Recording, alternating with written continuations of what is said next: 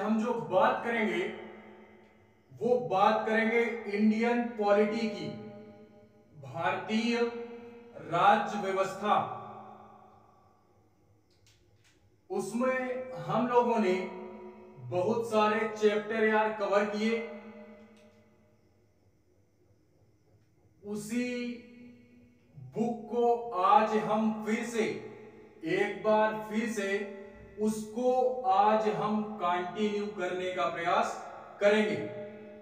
उससे पहले की क्लास अगर आप लोगों ने अटेंड नहीं की तो यार उसका लिंक नीचे डिस्क्रिप्शन में दिया हुआ है, आप वहां से जाकर के सारी क्लासों को आराम से कंप्लीट कर सकते हैं।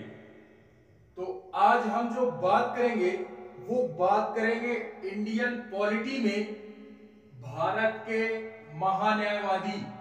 आप यार ये शब्द सुने होंगे, महान्यायवादी शब्द, ठीक है, यानी जिनको हम अटॉर्नी जनरल ऑफ इंडिया यानी भारत के महान्यायवादी अटॉर्नी जनरल बोलते हैं, ठीक है।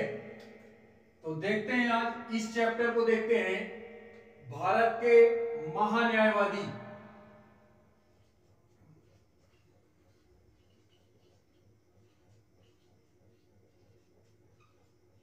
भारत के महान्यायवादी जिसको हम लोग अटॉर्नी जनरल बोलते हैं, क्या बोलते हैं? अटॉर्नी जनरल, ठीक है, कहां के? भारत के। तो आज इस चैप्टर को हम कंप्लीट करेंगे।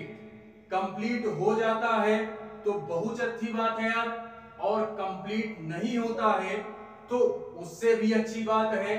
क्यों? क्योंकि हम अगली क्लास में इसको फिर कंप्लीट करेंगे, ठीक है। तो देखते हैं भारत के महान्यायवादी।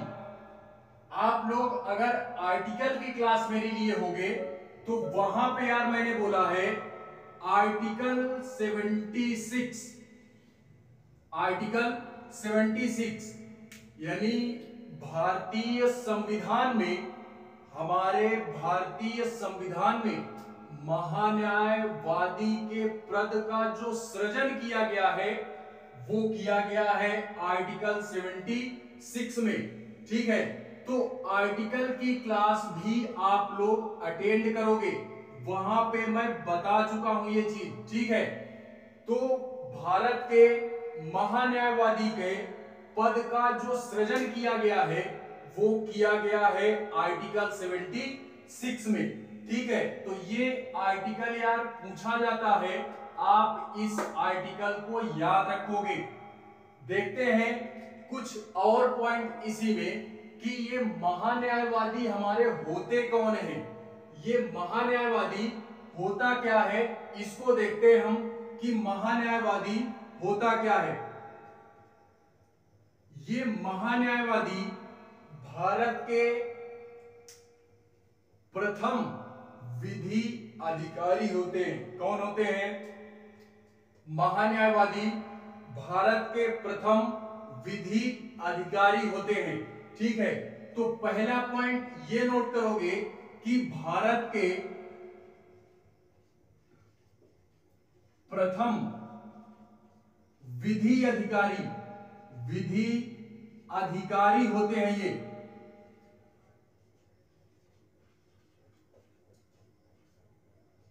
भारतीय संविधान में इनका जो सृजन किया गया है इनके पद का, वो है आर्टिकल 76 अनुच्छेद 76 में, ठीक है।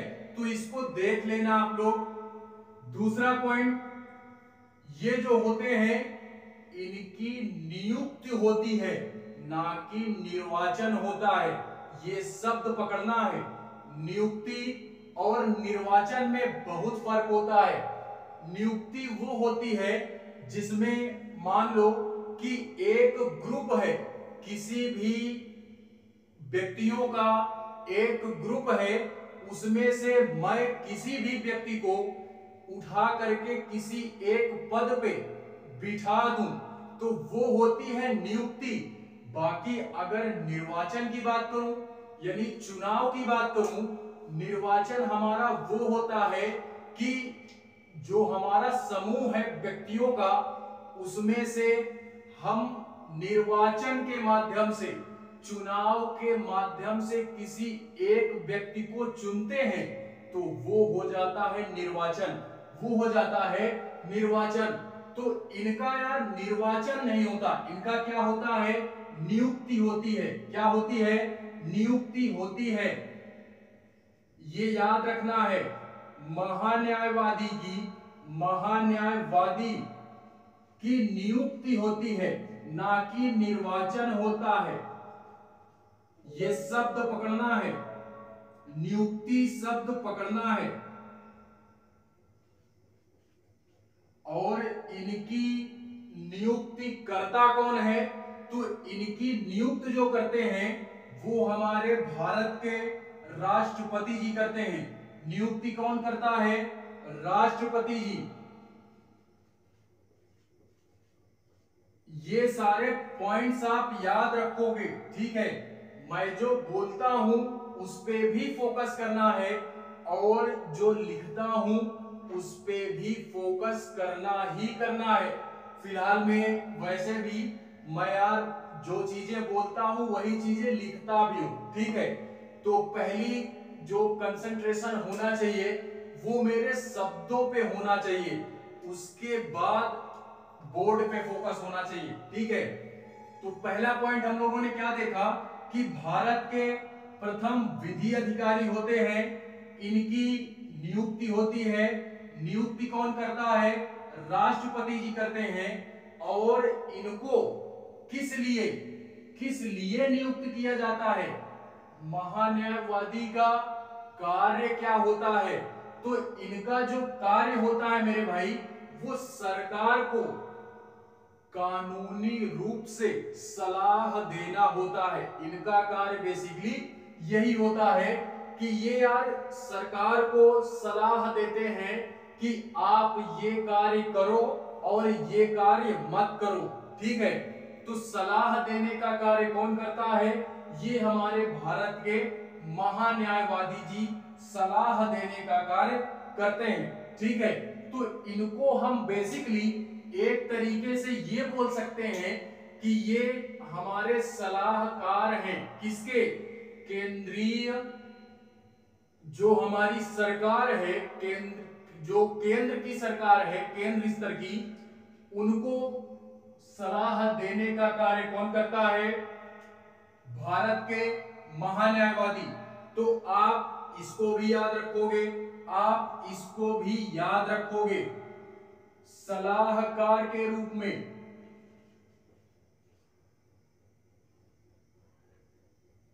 यहां पे मैं पूरा लिख दे रहा हूं,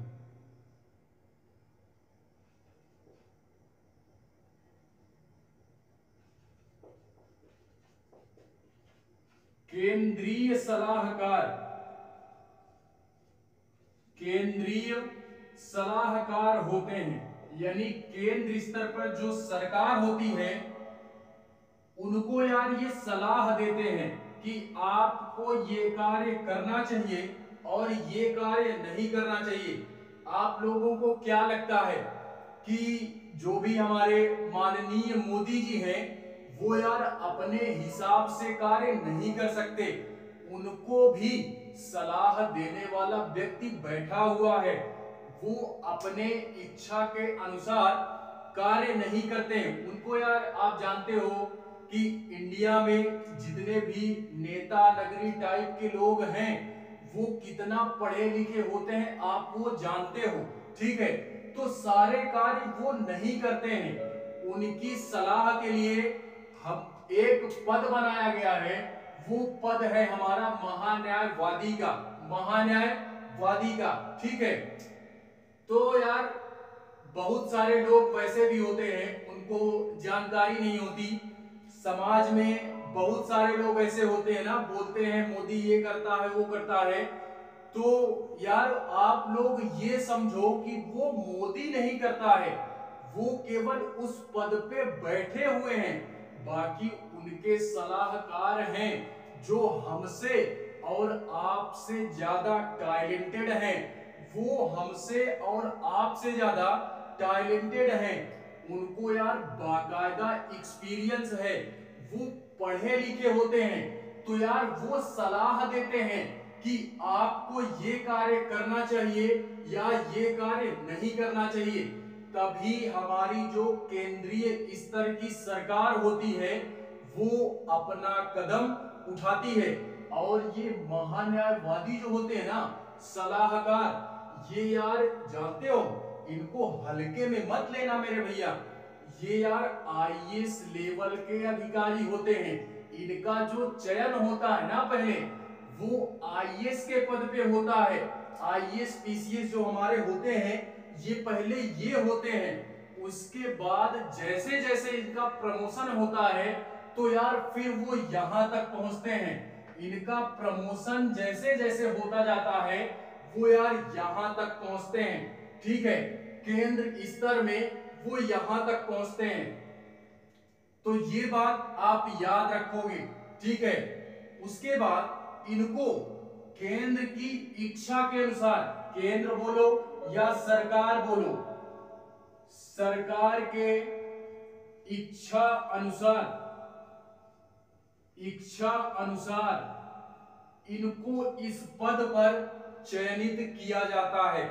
सरकार के इच्छा के अनुसार इनको महान्यायवादी के पद पे चयनित किया जाता है। ठीक है, अभी हम वो चीजें आगे पढ़ेंगे कि कब तक होता है कब तक नहीं होता। फिलहाल में अभी हमको इतने पॉइंट्स ही याद रखने हैं।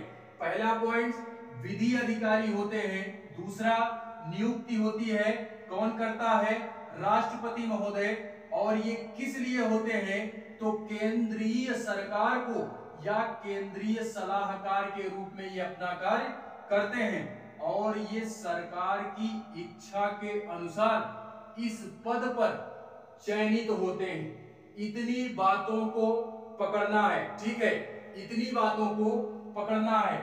आप वैसे भी अगर पढ़ना ही चाहते हो तो मैं मेंस की भी क्लास लूंगा, तो उसमें आप पढ़ लेना। अर्थात आप यार पढ़ाकू बच्चे हो तो मेरे भैया यार आप पहले मेरी क्लास को देख लेना। उसके बाद एम लक्ष्मीकांत सर की एक मोटी सी बुक आती है, एम लक्ष्मीकांत सर की भारतीय राज्य व्यवस्था, एक बुक आती है।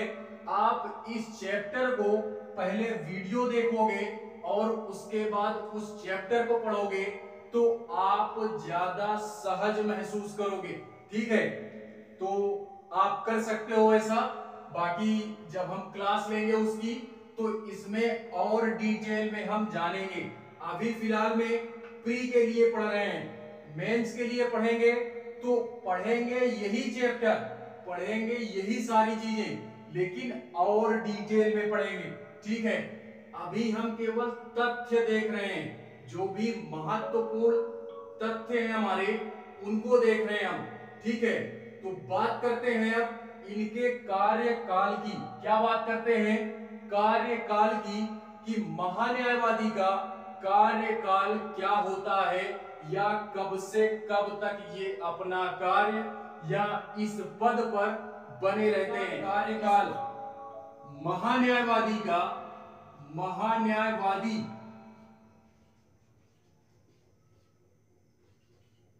का कार्यकाल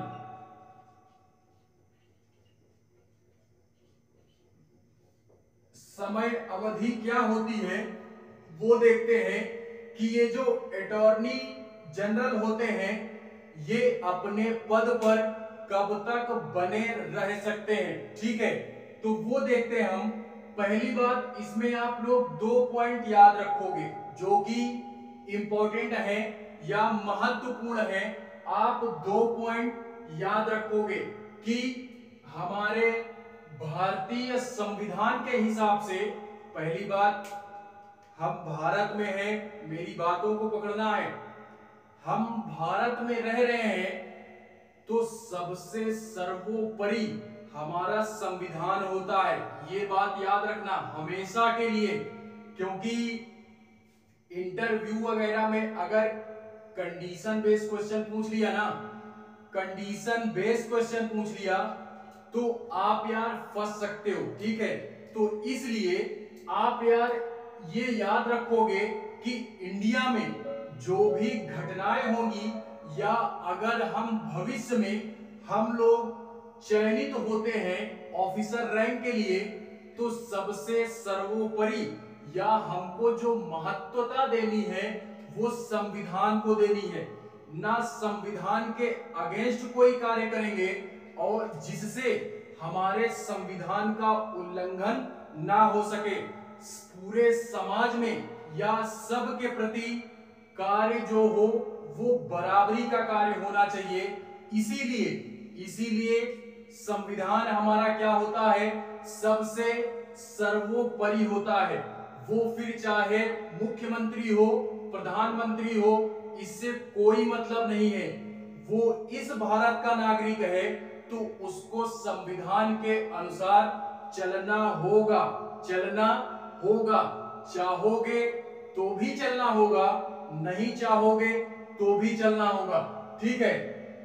तो सबसे सर्वोपरि जो है हमारा वो संविधान है। क्या है? संविधान है। इसलिए जो कार्य हमको करना होता है वो संविधान के अगेंस्ट नहीं करना होता।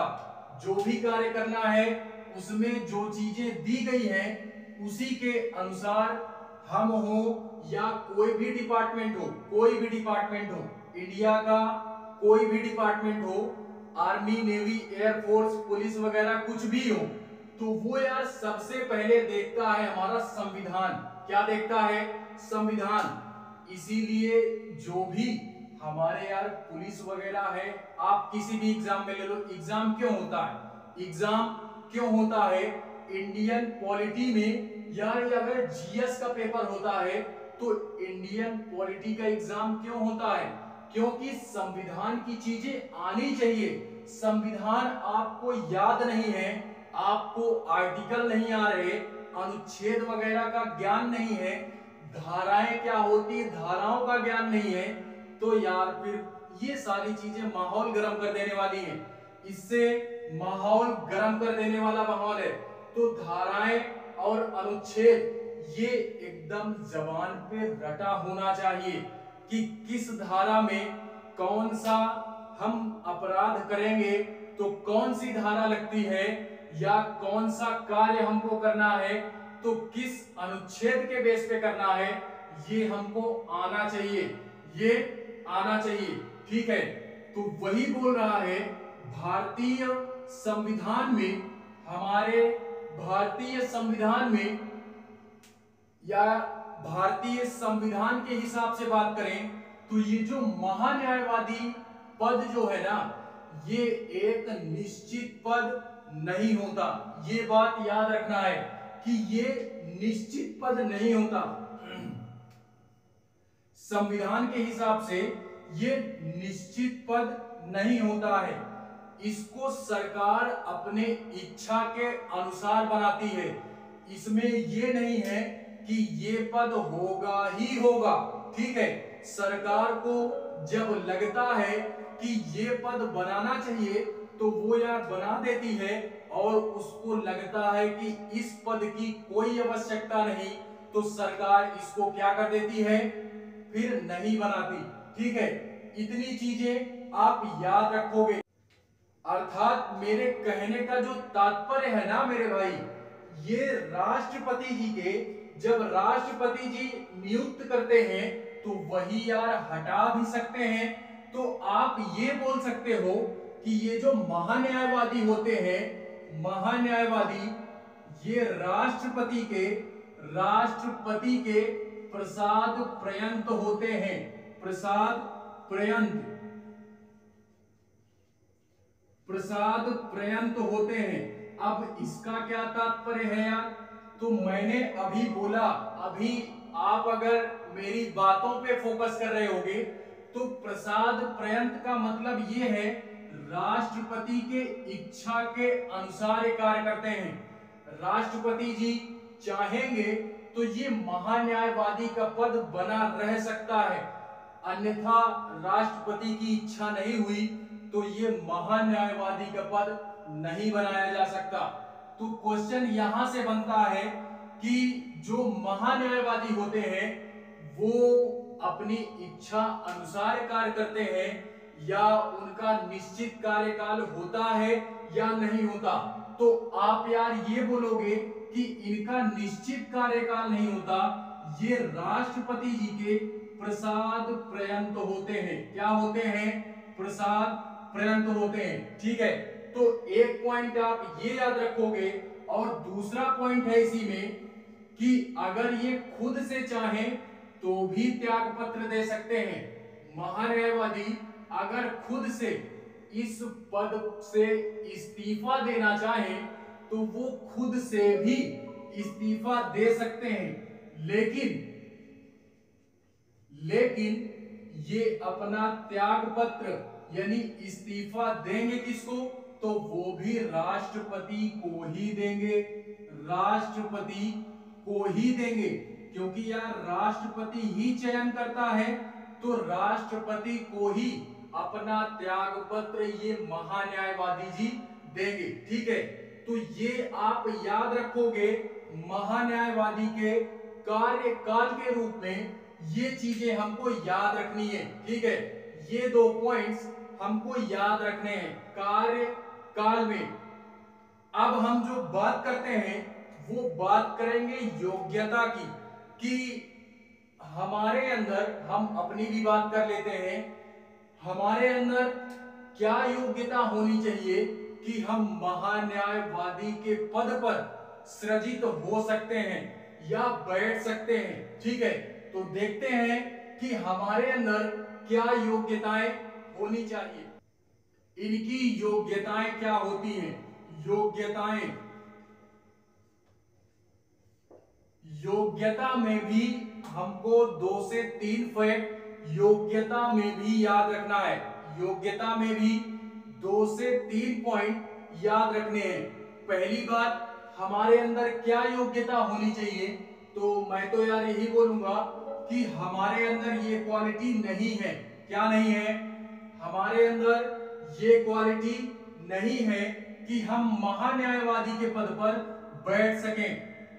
ये बोलता है कि सबसे पहले पहला पॉइंट कि जो सुप्रीम कोर्ट के जज की योग्यता होती है ना, सुप्रीम कोर्ट का जो जज होता है, जो योग्यता उसकी होगी वही योग्यता महान्यायवादी की होगी। तो सर्वोच्च न्यायालय सुप्रीम कोर्ट की क्लास अभी मैंने नहीं ली, उसको भी हम लोग पढ़ेंगे, उसको भी हम पढ़ेंगे। ठीक है, तो ये बोल रहा है कि सुप्रीम कोर्ट की जज की योग्यता होनी चाहिए। सुप्रीम कोर्ट के जज की योग्यता रखने वाला व्यक्ति महान्यायवादी के पद पर बैठ सकता है। ठीक है, और अगर ये क्वालिटी नहीं है ना आपके अंदर, ये क्वालिटी नहीं है आपके अंदर, तो 5 साल या उससे अधिक, 5 साल या उससे अधिक किसी भी हाई कोर्ट में या सुप्रीम कोर्ट में आप जज रह चुके हो, किसी भी हाई कोर्ट में या सुप्रीम कोर्ट में कम से कम 5 साल तो यार आप रहे हो जज के रूप में, तो आप महान्यायवादी के पद पर बैठ सकते हैं। तो दूसरा पॉइंट ये याद रखना है, मान लिया कि ये क्वालिटी भी नहीं है, मान लिया ये क्वालिटी भी नहीं है, तो एक और सुनो मेरे भाई, एक और सुनो कि ये क्वालिटी भी नहीं है, तो एक क्वालिटी आप ये याद रखोगे कि कम से कम की बात की जा रही है, कम से कम 10 साल, कम से कम 10 साल किसी भी हाई कोर्ट में, कम से कम 10 साल किसी भी हाई कोर्ट में आप यार वकालत कर चुके हो, तो आप इस पद पे बैठ सकते हैं। 10 साल का वकालत का एक्सपीरियंस अगर आपको है तो आप यार इस पद पर आराम से चयनित हो सकते हैं। तो ये 3 पॉइंट्स आप याद रखोगे, सुप्रीम कोर्ट के जज की योग्यता होनी चाहिए, ये नहीं है तो 5 साल के लिए किसी भी हाई कोर्ट में या सुप्रीम कोर्ट में जज की नियुक्ति मतलब जज के पद पर कार्यरहित होना चाहिए, और ये योग्यता भी अगर नहीं है तो 10 साल तक, कम से कम 10 साल तक वकालत का एक्सपीरियंस होना चाहिए। ठीक है, और फिर भी अगर ये योग्यता नहीं है तो फिर यार वही बोलेंगे कि रिलेशन बना लो राष्ट्रपति जी से राष्ट्रपति जी से रिलेशन, सगे संबंधी बन जाओ तो वो बिठा देंगे। ठीक है, बाकी हमारे हिसाब से तो यही योग्यताएं होनी चाहिए, यही योग्यताएं होनी चाहिए। रिश्तेदारी कर लोगे तो यार ये अपने पद पे बिठा देंगे, रिश्तेदारी नहीं है तो कोई योग्यता नहीं, ये योग्यता होनी चाहिए। रिश्तेदारी है तो ये योग्यताएं कोई मायने नहीं रखती। ठीक है, फिलहाल मजाक कर रहा हूं, उसको मत लेना। ठीक है, यही पॉइंट्स हमको याद रखने हैं, उस बेस पे नहीं जाना, ऐसे बोल दिया मैंने। देखते हैं इनकी शक्तियों के बारे में, इनकी शक्तियां क्या होती हैं, भारत के महान्यायवादी की शक्तियां क्या होती हैं, उनको हम देखते हैं। ठीक है, शक्तियां क्या देखते हैं, शक्तियां देखते हैं, यानी क्या पावर दी गई है इनको इस पद पर रहते हुए, अटॉर्नी जनरल को क्या पावर दी गई है, उस पावर के बारे में भी हम देखते हैं। ठीक है, तो बात करते हैं, पहले आप नोट डाल लो, एक नोट डालेंगे हम, 1 रुपए 2 रुपए जो भी आप बनाना चाहो, आप एक नोट डालो। ठीक है, ये मैं याद करने के लिए 1 रुपए 2 रुपए लिख देता हूं। ठीक है, कि याद रहेगी कि 1 रुपए की नोट थी इस चैप्टर में, इस चैप्टर में 1 रुपए की नोट दी गई थी, उस नोट में क्या दिया गया था, तो आसानी से आप याद रख पाओगे। ठीक है, इसमें पहला पॉइंट कि ये जो महान्यायवादी होते हैं ये संसद के सदस्य नहीं होते, संसद के सदस्य नहीं होते हैं, सदस्य नहीं होते। अब इसका क्या मतलब है, तो संसद में यार हम जानते हैं कि जो चाहे वो लोकसभा हो या राज्यसभा हो, ठीक है, संसद का सदस्य वही व्यक्ति बन सकता है।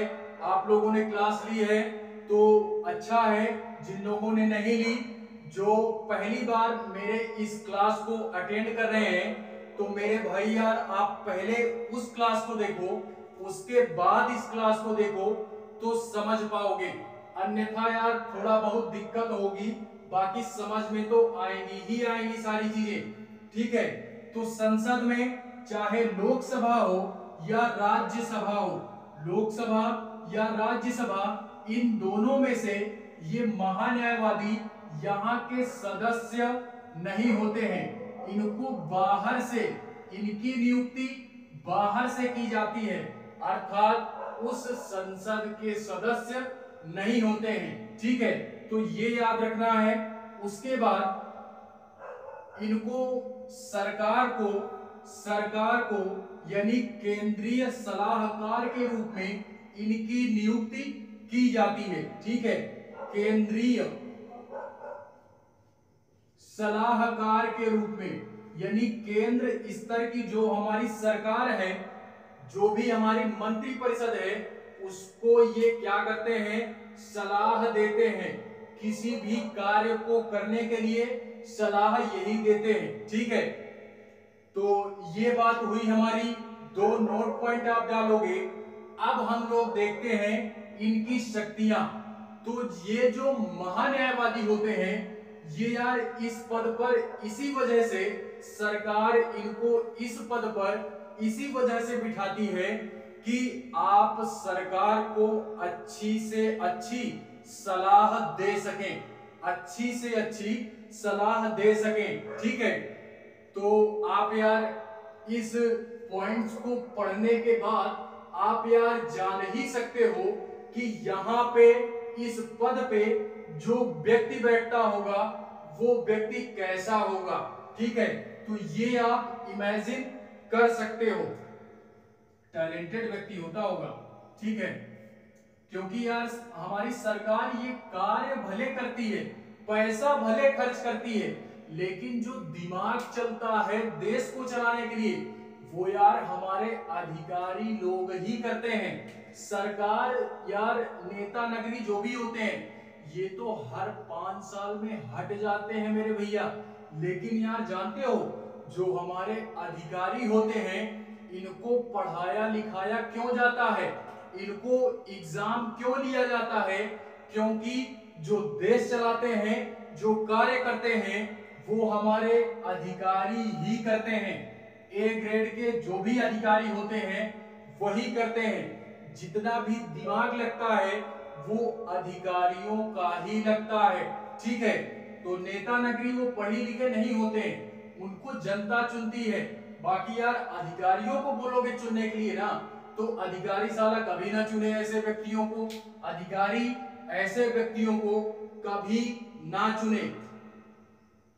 हमारे जो अधिकारी होते हैं वो तो यार जब तक रिटायर नहीं होते, 60 साल 70 साल जितनी भी एज हुई, जब तक वो रिटायर नहीं होते हैं तब तक उस पद पर बने रहते हैं। इस वजह से टैलेंटेड व्यक्तियों का चयन किया जाता है, ना कि ऐसे वैसे व्यक्तियों का। ठीक है, ना कि ऐसे वैसे व्यक्तियों का।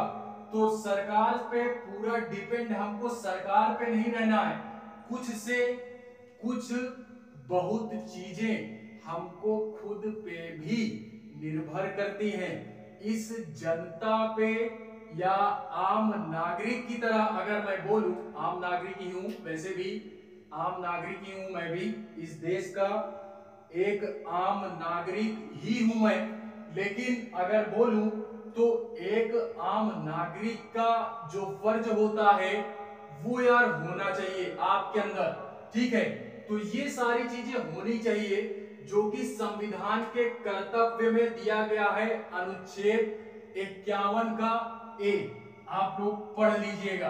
ठीक है, 51 के ए में दिया गया है यार कि इस भारत देश में रहने के लिए हर एक भारतीय का क्या कर्तव्य होता है।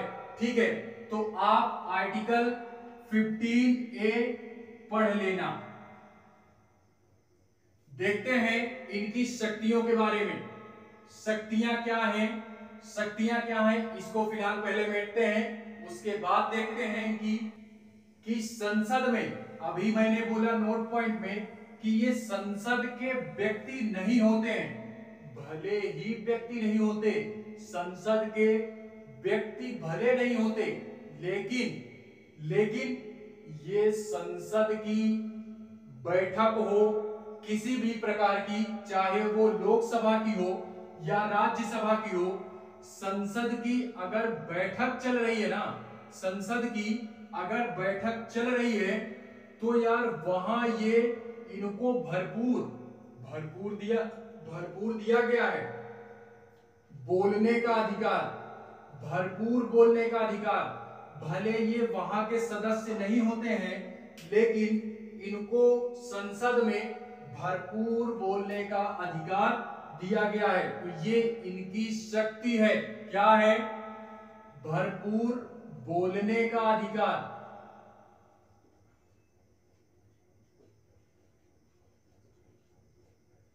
संसद की किसी भी बैठक में भाग लेने का अधिकार, संसद की किसी भी बैठक में भाग लेने का अधिकार।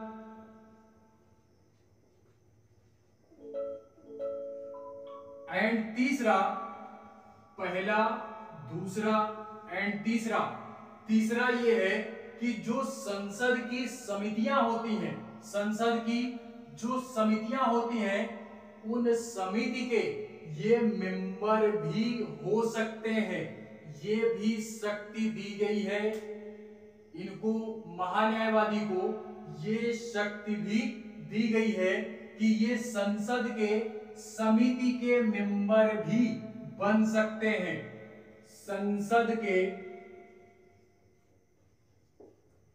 समिति के, संसद के समिति के सदस्य भी बन सकते हैं, सदस्य भी बन सकते हैं। तो ये पावर भी इनको प्राप्त है। ठीक है, तो इतने पॉइंट्स आप याद रखोगे। और एक लास्ट बचता है हमारा, लास्ट ये है कि सरकार को मान लो किसी भी व्यक्ति ने या जनता ने सवाल उठा दिया कि सरकार क्या कर रही है, सरकार क्या कर रही है। सुप्रीम कोर्ट में, किसी भी न्यायालय में, किसी भी, वैसे भी केंद्र स्तर का जो भी मुकदमा हमारा लड़ा जाता है वो सुप्रीम कोर्ट में ही लड़ा जाता है। इससे निचले स्तर पे केंद्र स्तर का कोई भी मुकदमा नहीं लड़ा जाता। ठीक है, तो आप इसको याद रखोगे। तो वही बोलने का तात्पर्य है कि यार अगर सरकार का कोई भी मुकदमा चल रहा है ना सरकार पे, तो यार वो न्यायालय में जो वकालत के रूप में कार्य करेंगे ना, सरकार की तरफ से जो वकालत करेंगे वो करेंगे हमारे महान्यायवादी जी। यानी मुकदमा कौन लड़ेगा सरकार की तरफ से, तो वो है महान्यायवादी। कौन है? महान्यायवादी। आप इसको भी याद रखोगे, महान्यायवादी। क्योंकि यार ये इतने टैलेंटेड होते हैं कि सरकार इन्हीं को चुनती ही है, क्योंकि ये वकीलों से ज्यादा टैलेंटेड होते हैं, वकीलों से ज्यादा टैलेंटेड होते हैं। ठीक है, तो इसलिए सरकार इनको चुनती है कि आप हमारा पक्ष से या हमारे पक्ष से क्या करो, हमारा जो भी सिस्टम है यहाँ पे उस सिस्टम को आप हमारे तरफ से हैंडल करो। ठीक है, तो ये बात होती है या ये शक्तियां हुई हमारी किससे रिलेटेड? महान्यायवादी से रिलेटेड। महान्यायवादी से रिलेटेड ये चार आप पॉइंट्स याद रखोगे, ये चार पॉइंट्स हमें याद रखने हैं। ठीक है, उनको भरपूर बोलने का अधिकार होता है संसद की किसी भी बैठक में, और संसद की किसी भी बैठक में भाग लेने का अधिकार होता है। संसद के समिति के सदस्य भी होते हैं, और महान्यायवादी जो होते हैं ये न्यायालय में सरकार की पक्षधारी निभाते हैं। ठीक है, तो इतना याद रखना है। एक पॉइंट इसमें और डाल लो कि अगर संसद में वोटिंग होती है ना, संसद में पार्लियामेंट में हमारे अगर वोटिंग होती है तो वहां पे ये वोट नहीं दे सकते। ये बहुत बड़ा फैक्ट है कि ये वोट नहीं डाल सकते, वोटिंग नहीं कर सकते। क्यों? क्योंकि वहां के मेंबर नहीं होते हैं, वो ये वहां के मेंबर नहीं होते हैं। इसी कारणवश ये संसद के किसी भी मामले में अगर वोटिंग होती है तो ये यार वोटिंग नहीं कर सकते, ये पावर इनको नहीं दी गई। वोटिंग करने का पावर इनको नहीं दिया गया है, वोटिंग करने का पावर नहीं दिया गया।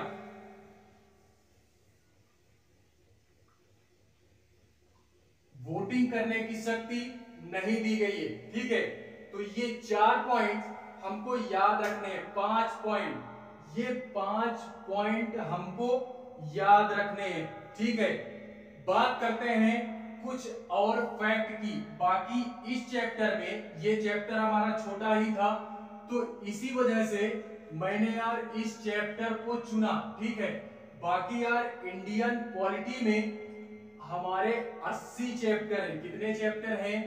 इंडियन पॉलिटी में 80 चैप्टर हैं।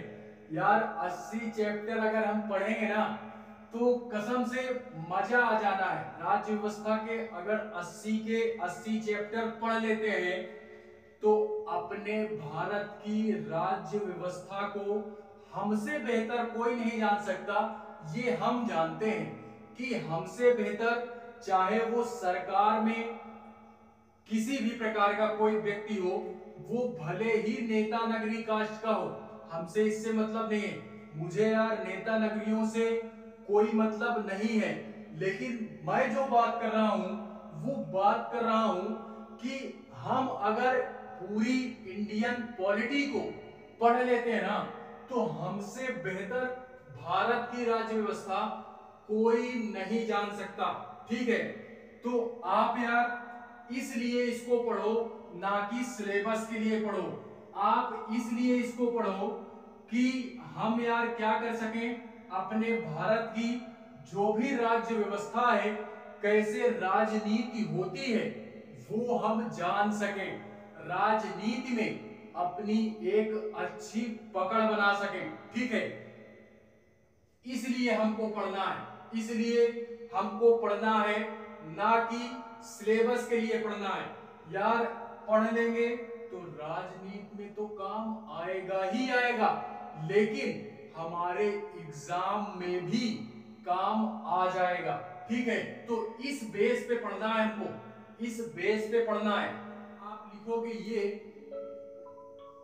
नोट पॉइंट, आप ये लिखोगे कि ये जो भारत के महान्यायवादी हैं, ये महान्यायवादी इस समय, अगर वर्तमान की बात करूं तो वर्तमान में कौन है, तो उनका नाम है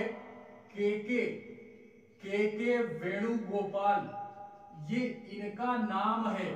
इस समय प्रेजेंट में जो सरकार को सलाह देते हैं वो है हमारे के वेणुगोपाल। इनको इस पद पे कब बिठाया गया, तो इनको इस पद पे 3 जुलाई 2017 को 3 जुलाई 2017 को इस पद पे बिठाया गया, या महान्यायवादी के रूप में इनको चुना गया। ठीक है, इसके बाद ये एक अटॉर्नी जनरल होता है और एक सॉलिसिटर जनरल होता है। आप इसको भी याद रखोगे, एक सॉलिसिटर जनरल भी होता है। नोट पॉइंट दूसरा नोट पॉइंट कि एक सॉलिसिटर जनरल भी होता है। जनरल सॉलिसिटर जनरल ये भी होता है। तो ये यार किस लिए होता है, तो ये इनकी सहायता के लिए होता है, ये इनकी सहायता के लिए होता है। ये महान्यायवादी की सहायता के लिए एक पोस्ट और बनाई गई है सॉलिसिटर जनरल की। तो ये सॉलिसिटर जनरल जो होते हैं, ये महान्यायवादी के सहयोगी के रूप में कार्य करते हैं। क्या करते हैं, सहयोगी के रूप में कार्य करते हैं। तो इसको भी हमको याद रखना है, इसको भी याद रखना है। ठीक है, उसके बाद अगर मैं इसी में बात करूं कि ये जो के वेणुगोपाल जी हैं, ये मैंने अभी बोला था कि राष्ट्रपति नियुक्त करता है। तो इनको जो नियुक्त किया था, ये यार राष्ट्रपति जो उस समय थे 2017 में जो राष्ट्रपति थे हमारे, वो प्रणब मुखर्जी भी थे। प्रणब मुखर्जी जी थे, जो इस समय इस पृथ्वी पे नहीं है, इनका स्वर्गवास हो चुका है। ये 2017 में प्रणब मुखर्जी जी के टाइम में, यानी इन्होंने ही के वेणुगोपाल जी को इस पद पे बिठाया था। क्या किया था, इस पद पे बिठाया था। ठीक है, तो इतने सारे पॉइंट्स आप याद रखोगे महान्यायवादी जी से रिलेटेड। इसी में एक फैक्ट और नोट करवाना चाहूंगा मैं कि सबसे पहले भारत में सबसे पहले जो हमारा अटॉर्नी जनरल था वो कौन था, तो सबसे पहले जो थे आप उनका भी नाम याद रखोगे। ठीक है, उनका भी नाम याद रखोगे।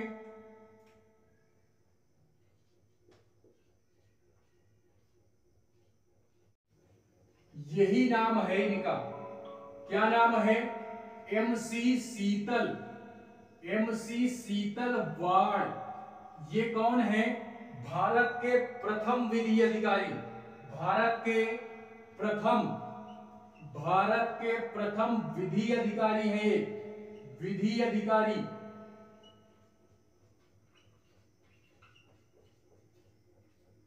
भारत के प्रथम विधि अधिकारी पूछ ले क्वेश्चन में यार कि भारत के प्रथम विधि अधिकारी कौन थे, तो MC शीतलवाड़ जी थे। ठीक है, तो इसको हमको याद रखना है।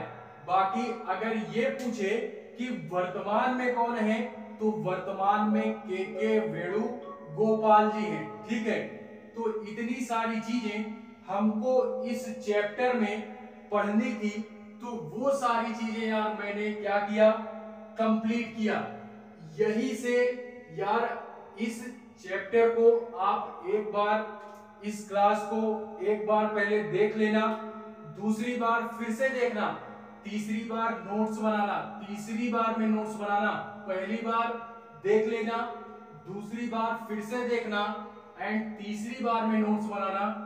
तो उसके बाद आप बार बार नोट्स का ही रिवीजन करोगे, जिससे अगर यहां से क्वेश्चन आता है, इस चैप्टर से क्वेश्चन बनता है, तो इस चैप्टर से किसी भी प्रकार का हमारा क्वेश्चन छूटना नहीं चाहिए, छूटना नहीं चाहिए। ठीक है, तो आज के लिए बस इतना ही।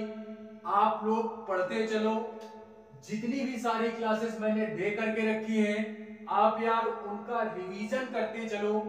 रिवीजन बहुत जरूरी है, एग्जाम क्रैक करना है तो रिवीजन पे ज्यादा फोकस होना चाहिए। पढ़ने के साथ साथ सबसे महत्वपूर्ण कार्य जो है हमारा, वो है रिवीजन। क्योंकि अगर पढ़ लेते हैं, रिवीजन नहीं करते, तो यार ये थोड़ा सा खराब हो जाता है। फिर यार माहौल गर्म होगा, आप बोलोगे कि एग्जाम क्रैक होता नहीं है, तो यार इस कंडीशन में माहौल गर्म होना बनता है। तो इसी कारणवश हमको यार रिवीजन पे ज्यादा फोकस करना है, रिवीजन रिवीजन रिवीजन। ठीक है, तो आज के लिए बस इतना ही। क्लास अगर अच्छी लगे तो लाइक करना, कमेंट करना, सब्सक्राइब करना और ज्यादा से ज्यादा शेयर करना। पहले मत करना, पहले क्लास को देख लेना, उसके बाद यार क्या करोगे, उसके बाद आप लाइक करोगे, कमेंट करोगे, सब्सक्राइब करोगे। ठीक है, तो आज के लिए बस इतना ही। मिलते हैं किसी अन्य क्लास में, तब तक के लिए बाय।